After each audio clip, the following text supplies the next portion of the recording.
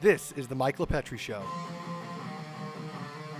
Look who we have here. We have Kyle Strober, formerly Long Island's Regional Director for United States Senator Chuck Schumer. He is now the Executive Director for the Association for a Better Long Island. In the house, Kyle, what's up, buddy? Thanks for coming on the show. Hey, Mike. Thanks for having me. This month of September, people are going to be grinding hard and trying to get back into things, the swing of things, especially what we have in front of us. This year has already been crazy in 2023. I'm interested to see where the rest of these next few months come as we near toward the end of 2024. And I think your role with the Association for a Better Long Island has played a pivotal point in shaping the future of Long Island. And I wanted to start off for the viewers all about ABLI. Can you explain to them what is ABLI, what is the organization as a whole, and what its purpose is? So the Association for a Better Long Island is approximately 45 years old. It was formed by the region's largest commercial, industrial, and mixed-use developers as an economic development advocacy organization. We're a public policy shaping think tank. We are, like I like to say, the tip of the spear where government meets economic development. We advocate for economically viable Long Island region, not only for today, but for future generations. And we do that with 5 major pillars. The first is reducing taxes. Second, reducing energy costs. Advocating for increased investment in infrastructure, responsible development, and of course, maintaining a young and vibrant workforce. And doing that and following our mission, we've like to think we've been very effective at lobbying here on Long Island and maintaining a good quality of life while also trying to attract and retain businesses. What would you say are some of ABLI's most greatest accomplishments in recent years? Well, I mean, when we first started, obviously the 2% tax cap is probably the most prolific piece of legislation that have allowed us to maintain the line on taxes.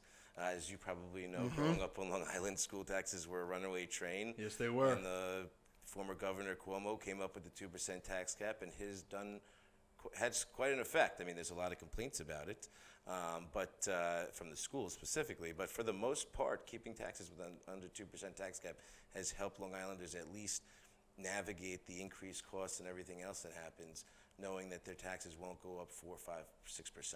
Yeah, it allows that predictability for taxpayers, for school districts, right, for forecasting in the future. Exactly, and that's actually was huge. I remember in the state legislature, people from various school districts, all administrators used to always talk about that and they wanted that predictability for different how state formulas operated, et cetera.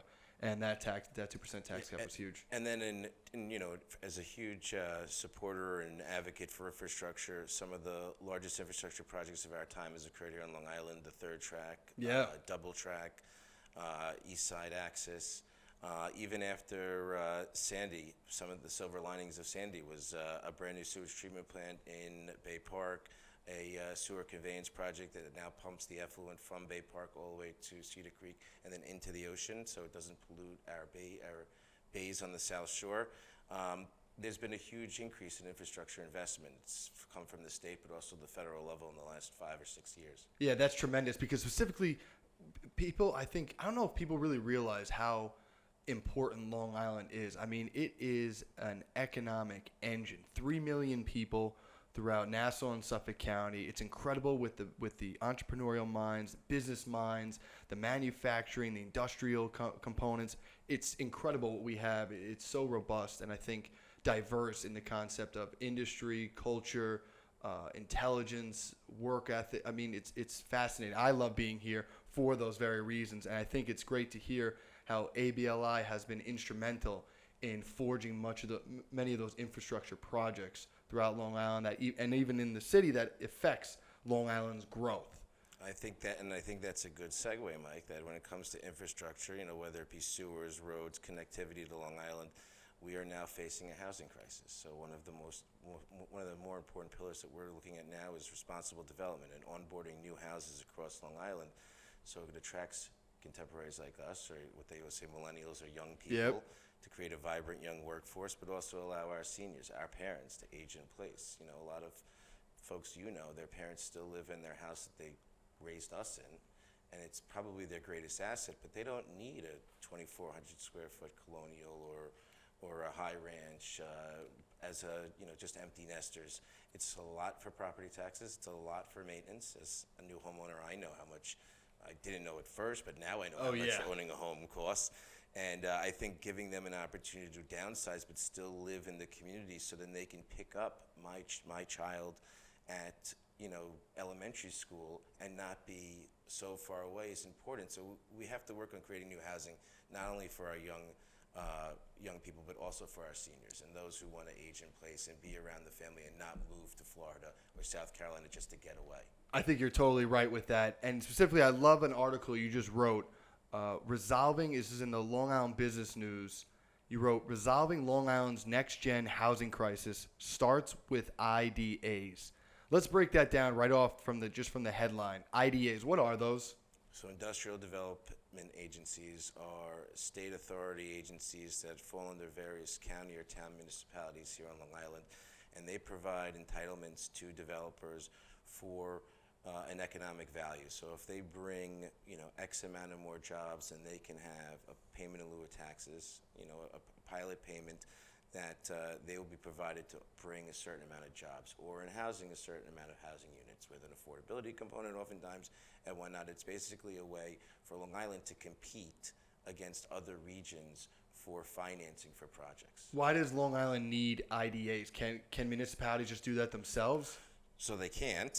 So they needed the IDAs because it's a separate authority. But they need it more importantly because we are in a high tax, high cost region. Materials cost more, labor costs more, land costs more, taxes are higher. And in order to negate that high cost, to make it economically viable for a bank or a financial institution to take the risk and finance a project, they need to, developer or construction company needs to offset those costs by one way is by getting a entitlement from an IDA. It sort of reduces this price per square foot that makes a financial institution feel more comfortable about investing in the project. Yeah, so essentially the developer is saying, hey, this is going to cost me X dollars for all of this, so say $1 million, to do all these different homes or units, etc.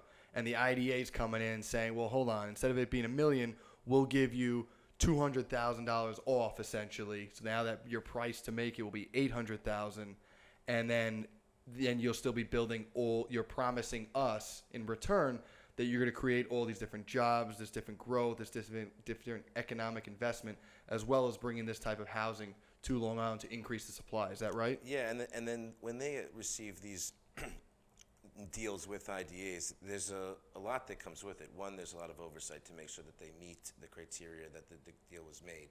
But two, is it creates a lot of jobs. I mean, it's the ability to get an IDA deal enables developers to often hire union labor and create an enormous amount of economic activity through construction jobs. There's a whole, I want to say, spiral effect or ripple effect that happens once a project is approved with an IDA, because then it is greenlit, then its financing is complete, and then it can go on and complete what whether it be housing or for an expansion for an industrial or commercial property. Now, those can vary, these IDAs.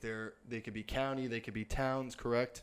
So the towns and counties. There's a Suffolk and Nassau IDA, and then there's 7 other IDAs: Hempstead, Babylon, Islip, Riverhead, Brookhaven, and then there's an IDA in Glen Cove. Right. So each of those IDAs kind of speak for or represent said municipality that they reside in. It represents the community. And represents that community. Who is the leadership in each of those IDAs? Who heads that? Who makes these decisions? It depends on the municipality. For example, the Nassau and Suffolk IDAs are appointed by in Nassau, it's appointed by the county executive and approved by the legislature. In Suffolk County, the IDA members are appointed and approved by only the legislature. In the town of Islip, the town council serves as not only the town council for the township, but also serves as the board members on the IDA. Now, I always like to say they moonlight between both. Yeah, but to me, that makes the most sense in that respect. Wouldn't the people want their elected officials be the ones serving on the IDA? Why would you want it where you have appointees?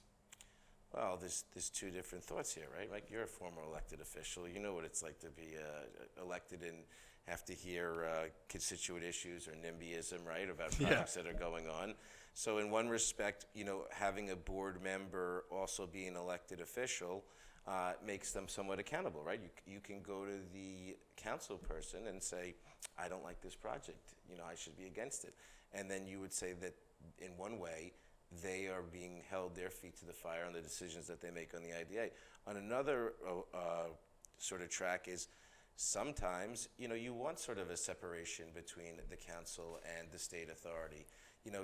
Somebody who's on the board who's appointed by a legislative body is supposed to bring their expertise as an economic development, either business owner or banker, to that board and make decisions based on what's financially and economically beneficial to that municipality. And sometimes a council member is not an expert in financing or development. Yeah. And they are appointing an expert onto the board to make the financial decisions, whether or not and how much to give to a developer, because they know the numbers.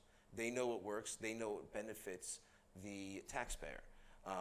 They're in this world. So not always is an elected official qualified to do it or should do it. There's two different tracks. You could see how either one could be beneficial. Oh, absolutely. And for me, I was just more curious because I could see both ways. I could have it, especially it allows you to insulate on the flip side by having it separated. It insulates from injecting politics into those decisions, where perhaps you might have certain politicians who may be spineless and then therefore can't make a decision if they have one bit of criticism that might be the best for the entire community, but yet this small faction comes out and therefore that kills it, as opposed to now having the insulation. It allows that deal to still go through and be done because it is the best situation for the county or town. So I get that completely. And I know, you speak regarding housing, and it's interesting to see this entanglement, this entwinement with IDAs and housing, because you have a report here you cite by the Long Island Multifamily Housing Study found the Bi-County region is short by approximately 72,000 multifamily units of what it needs, and project out a decade or more, and Long Island will be short some 95,000 multifamily units of anticipated demand. Now, when we say multifamily, are we talking about, I just want to understand this, are we talking about apartments, or are we talking about duplexes, triplexes, and beyond? So everything. Everything. So those count as just one category then? Though it's a multifamily unit. What was that number you just read? 72,000. It's a lot. That's a lot. It's a lot. Yeah. But how hard is it to get a 300-unit building passed in Hicksville? Or how hard? Extremely hard. And what was that number again that we 72,000 of what it needs. And 300's hard. Yeah. So you do the math, Mike. How are we getting there? Yeah, things need to change. But here's the question now. What I'm wondering is, aren't those two separate? Like, it's interesting that's under one category because how people reside in an apartment and their mentality versus how people reside in a home and their mentality are differences. So if you're in a duplex, so 2 floors where the main floor is one family and two-family household, the second floor is another family. Those families are rooted here in Long Island, while the apartments give that portability concept where people are coming in and out whenever they choose. Doesn't that also change the character of Long Island? Yes and no. I mean, look, I lived in Long Beach for 15 years. I'm not considered a local because I didn't go to high school there. Yeah. But I consider myself an ambassador of the city by the sea. It's a place I love, and I recently moved out because it got too expensive. Yeah. But I don't think that the nature of Long Beach has changed that dramatically. It's always been a mixture of single-family homeowners and multifamily apartments. Now, take a village like Patchogue, right? Right. They've seen a huge renaissance in building, and I would say that 95% of the homeowners there think that this has been a boom for the community and has been nothing but a beneficial, not to the vibe of being part of a community, but to their greatest asset, their value of their home. And we've seen it in Farmingdale. We've seen sort of a renaissance in Mineola, and we've seen certainly Rockville Center has always had it. And these are very desirable places to live, and they have a good community feel.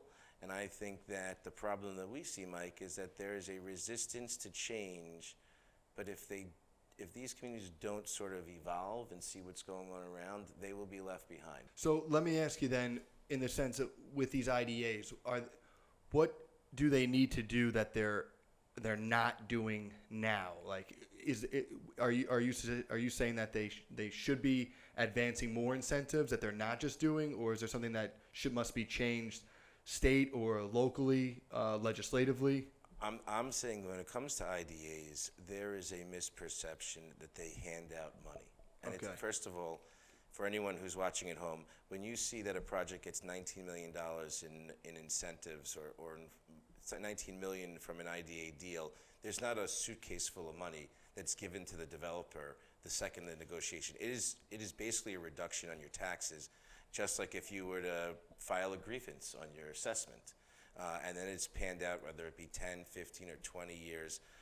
They might not even own the property 10 years down the line, and then someone else might be getting the incentive or in their pilot program.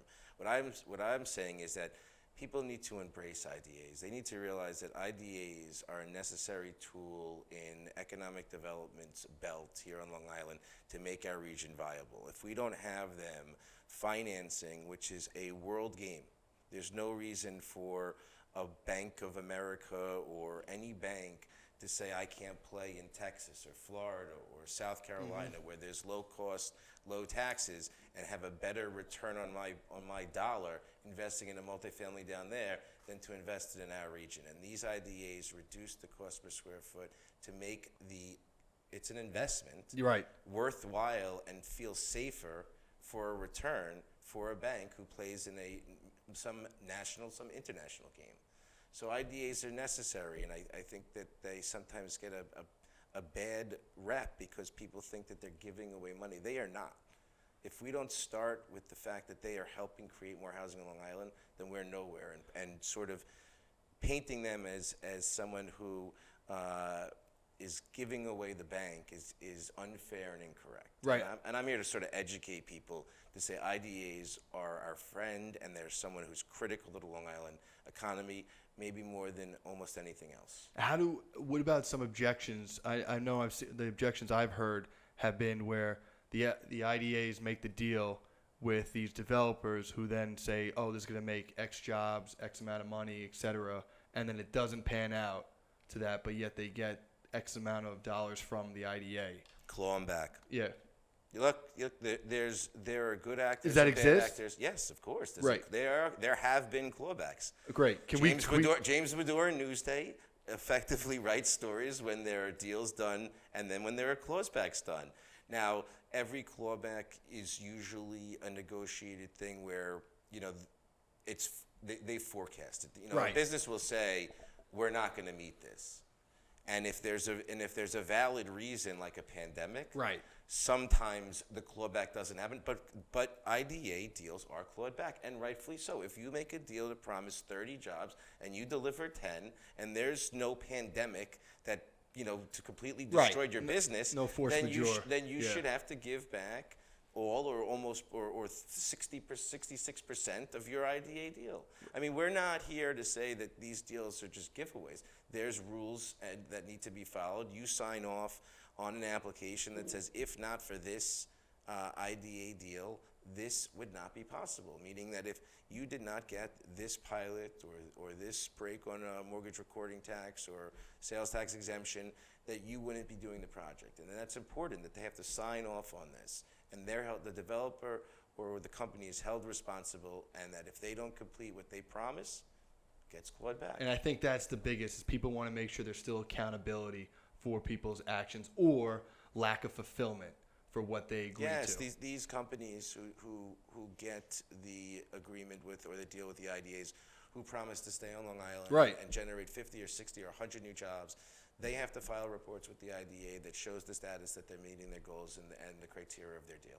I think that's great. And so now that leads me, so now you have that set up, right? You have this IDA coming in, it makes that deal with the developer, they create these housing units, but here's the problem, is that there's now been mandates from the state saying that you can only have certain types of energy appliances, or you can't have gas stoves, or you can't do this. Now we have it where 2026, starting for new buildings under 7 stories, they now have to be all electric. Is that correct? I'm having here.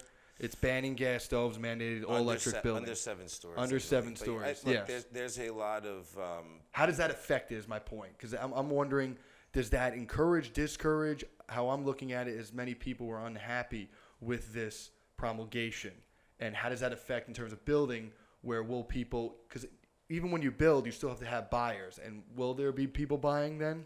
Well, look, we need 72,000 new units, so there's certainly a lack of supply, which means that there's always going to be a higher demand. So people will pay for a product at an appropriate price that the market dictates. I think that new units will always be sold because we are in a crisis and we need to onboard. Certainly, some of the requirements of the CLCPA, as folks who are watching may not know, it's basically the Climate Act of New York State, is going to require new green technologies or a reduction of the use of natural gas on buildings. It could increase costs. Right. I think we're not there yet. We have to go forward. As someone who likes to cook, certainly natural gas is my preferred stove. So I think that there will be a little blowback from that. But I think we're not really there yet where we're going. I think that the state's moving in this direction. But as we see how things affect the economy in terms of economic development, they might be a way to sort of curb certain things or push them off until the sort of technology meets the current market. Yeah, that's what I'm hoping happens, because under this Climate Act, it requires New York State to be powered off of renewables, 70% of its power be from renewables by 2030, and then 100% of renewables by 2040. So under this legislation, and my biggest concerns now is from at 2023 to 2030, do we have the grid capacity to sustain this load to power buildings, to power residents' homes, and to still provide that output that residents look for in terms of their daily living activities? I think it's a question that a lot of people have. I do think that with all this offshore wind that's being onboarded and various other battery storage and whatnot that LiPetri is going through, that they will have the capacity to provide power. Obviously, power or electricity we don't really ever hit the peak until maybe 3 days a year, on a heat wave when it's 95 degrees and everyone's running their air conditioning at once. For the most part of the year, there's a huge buffer of how much we can produce and how much we're actually using. It's those peak days that you really get nervous about. But that being said, a battle of energy, I think we'll see where we go in the future. I don't get too overwhelmed or excited about the CLCPA yet, because I think there's a lot that's unknown that needs to sort of be unpacked until we decide where the position is. Certainly, we think natural gas is a very good fuel. Growing up, natural gas was cleaner than using oil. People who are oil, they like to switch to natural gas. Of course. When I was a kid, that was considered the clean energy. Instead of having a dirty oil canister that you had to fill every 3 months. But look, this is where we are today, and it'll be interesting to see where we go on the CLCPA. I think that just from an overview is that the goal and the intention may be good, but the question is, does its cost negate its benefit? Correct. And we'll see how much more gas will cost because of this. We'll see how much more buildings will be cost of it. There's a lot of unknowns right now, and I think that they'll be sort of coming to the forefront in the news in the next year or two. And also, when you create many of these renewables, like electricity, you also have to burn natural gas to create it. Correct? Am I wrong there? Am I understand? I'm not an energy expert, so I'll call Tom Falcone on that. Yeah, I'll talk to Tom and have him come on the show. He should be your next guest. I should get him on there. I'll talk to Tom about all this. But I think that's fascinating of what ABLI is really able to commit to changing how the gravitas of the change that you're able to influence on the state and local levels really has an effect for generations to come, specifically on the housing and energy side of things. And even the reduced taxation is really incredible. And I was hoping, as we go into now 2024, does ABLI have a focus of what changes you want to see done, either statewide or locally, on the agenda? We have a whole long list, but this is only a 30-minute show, Mike. So I don't know where we could begin, but obviously, look. What would you say is like some of your top tier besides the housing side of So things? besides the housing side, certainly we want to reduce the amount of slush funds that school districts amass. You know, our New York State Controller, Tom DiNapoli, does a report every year about individual school districts exceeding their 4%, what they call reserve fund or slush fund for a rainy day. And our biggest critique from an ABLI perspective is there was never more of a rainier day than I would think than the pandemic. And schools refused to sort of spend down on that money when they were given the legislative tools that the Albany provided them to sort of maneuver their reserve funds to offset costs that they might have had from the pandemic. So if we're not spending our reserves to keep taxes down when it is the rainiest day of our lives, then what's the point of allowing them to continue to amass more and more reserve funds? And in my mind, it's sort of used just to offset the ever-increasing costs of salaries in schools. And if we're not reining those in, we're just sort of negating them by our reserves. We're going to have a hard time reducing our tax burden because, as you know, school taxes are 65 to 67% Yes, 2/3 of our tax bill. And look, who am I to argue? In some regards, you want to pay it when you have a kid in school, and in other times when your kids are out of school or you have no kids in school, it seems like a lot. So, you know, we have to sort of make that burden more viable for not only for homeowners who don't have kids in school, but also for businesses, because a lot of their high cost comes in the form of tax. And if they can go to another state and not have to pay sort of the high school taxes and what they have here, then they might be thinking like, why don't we move off Long Island? Yeah, and nowadays with portability, businesses can do that. Oh, I mean, sure. more and more businesses are making that decision, which is the problem for the future of Long Island, because only those that have hard brick and mortar infrastructure that must stay here are staying here, but others that can you rely on portability and just work from home through digital technology. That creates an issue with that because they just look at it saying, why am I paying for this office space that all translates to this cost? When in reality is I can just jet set to the South or Midwest and have half the price. So, and that's a very big constant question that's being posed. And I find that, I think you're probably the first person I've spoken to from different organizations that have actually spoke about how there needs to be a balance within school districts with the rainy day funds. I find that that's a unique perspective that's going to rein in the taxes. Well, I'm glad that I enlightened you on this day after Labor Day. I appreciate that. Got something new to chew on for a little bit. I think what you probably miss is, so what I said in the beginning from ABLI's perspective, we're the tip of the spear. We're a public policy think tank. We're not a B2B organization. We're not a philanthropic organization. People who join ABLI are there to support the mission. I mean, I know you probably had many different guests on this show. Matt Cohen from the LIA. Yep. Have you had Terry Alessi from the HIA? I gotta get Terry on. She's my focus. So those groups are a little different than ours. The LIA is, I always refer to them as sort of an aircraft carrier, right? They have everyone on Long Island, all coming in one boat. They're not very nimble. They sort of have a path, and they can't turn or whatnot very easily. And when we come all together to the LIA for sort of a thought leader luncheon or a state of the region breakfast, and it's a great organization because it's a chamber of commerce in Long Island, right? It's where all businesses come together and sort of talk about issues. For us, we're built straight for economic development. I like to say that's that your we're like focus. a battleship or a fighter jet. We're out there.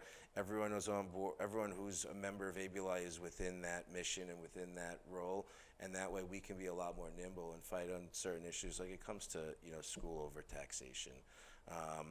And that's the best way I can describe it. Both the LIA and the ABLI and HIA all serve vital roles on Long Island, but there are differences, and those differences are good because they all add to our advocacy as a group in our region, and I think that makes us one of the loudest and strongest regions up in Albany, and I hope you felt that way when you were in the Assembly. I definitely felt that for sure, and I really enjoyed the fact that ABLI was focused on that economic side of economic growth and development.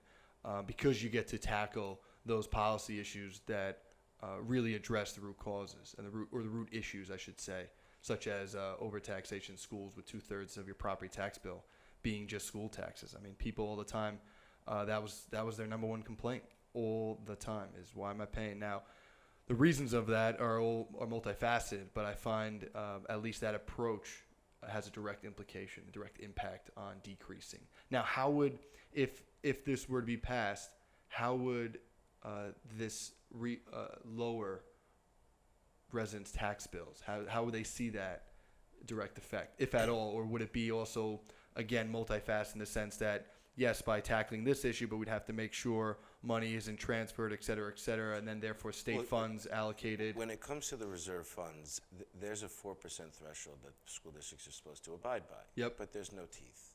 So when a school district violates the 4% threshold, there's little to zero repercussions. We'd like to see more teeth. Gotcha. We'd like to see sort of legislation that confines them to the 4%, and if they need to go above and beyond, there needs to be a sort of public process as to why you're breaking that cap, just like why you're breaking the tax cap. Right, and very similar to what you're talking about with IDAs and the clawbacks, where holding people accountable. There should be a public-facing process where people are aware of what a school district is doing. As you and I know, when it comes to November elections, we're all focused on it. But when it comes to March or April or May school board or village elections, not many people know about it. And it's sad, but when 66 or 67% of your tax bill is based on 1,000 votes in a community of 35,000, who's really making the shots? Yeah. Who's making the calls? And we feel that legislation that, like the 2% tax cap, sort of curbed some of the runaway trains that were being made on decisions with not a lot of people aware. And part of our education is not only sort of creating caps, but also educating the public, reminding them that, like, this May, your school budget's up, and that's your whole tax bill. I mean, if you want to get mad about the county raising your taxes by 1 or 2 or 3%, it's nothing compared to your school doing its 2% increase every year. Elected officials, as you know, live and die by raising taxes 1 or 2% at the town and county level. Yep. And that the school district that they represent have been doing 2% every time they've been elected officials. Yeah. And nobody pays any repercussions for that. It's incredible. I think, and you're seeing it now. I know Newsday released an article. I think approximately like $36,000 now school spending per capita per student, which is incredibly high. I mean, that's why it just keeps getting more and more and more and more. And at what point is it going to be too much? What point will people just be breaking? And I think you're really starting to see that breaking point among the public. I think the 2% tax cap was a sign of that. Usually a very powerful lobbying group, schools, teachers, superintendents. They've usually been able to get a lot of what they've asked for. I mean, even when they had a surge in reserve funds, they still got an enormous amount of foundation aid, I think 2 budgets ago, like a record high. Oh, record high. So they're very effective at getting funding for their districts. But I do think that they sort of started to see a trend where when the ability for a governor and the legislature to pass a 2% tax cap, I mean, that's real. That's real. Because we're not happy about it, but Libet, I think, would be more proper. But they read the room that, how do you go against the 2% tax cap? So what are they, now they, instead of lobbying against the tax cap, they lobby for more funding, and they've been successful at that. Yes, they have. To negate the 2% tax cap. But my point is like, I think that was the first sign of, like, the lawlessness of spending is sort of going to be reined in, and that there are now governors on sort of these districts that aren't always in the most public eye when their elections occur. Yeah, and I think that's what I was alluding to in the sense of when I was saying about how it's going to affect the taxes directly for the residents, because specifically I didn't want to have it where ABLI puts all this effort in and reining it in and having that accountability, but then now you're seeing other efforts made for more funding just being provided in a different way that just still costs the taxpayer more. So it's just like one problem breeds another. And I just want to be clear. My son just started his first day of kindergarten. So congratulations. I'm a PTA parent, and I'm in the school system. And I love Long Island schools. Look, I think that our home values are connected to 2 things. 1, our connectivity to New York City. 2, our schools. So don't get me wrong when you're watching this or listening to this that I'm against school districts. I just think that there needs to be a better way of tightening their budgets still able to provide top education, efficiency, and be more efficient and represent and understand that the taxpayer has to be brought into the conversation when you're making decisions. We still want the best schools in the country. Yep. I still want my school district to thrive and be a blue ribbon school, because not only does that help my children, it helps my home values, Absolutely. my neighboring home values, and that's important. We just need to be more efficient and have sort of another eye in the room, saying, could we doing this better? You know, could we doing this more efficient and not spending so much on this and that? So the taxpayer is also being given a bit of a break as well, or when we can. I think if you spoke to people on the left, people on the right on Long Island, efficiency and accountability are key in any concept, whether it be business, school districts, and especially in government. We need that more than anything. And I really appreciate what ABLI is doing for the Long Island economy. And I'm looking forward to seeing you grow, my friend, and seeing where you take off from here and how you're able to shape alongside your entire association, being able to see how you shape the future of Long Island. I really appreciate everything you're doing. Thanks, Mike.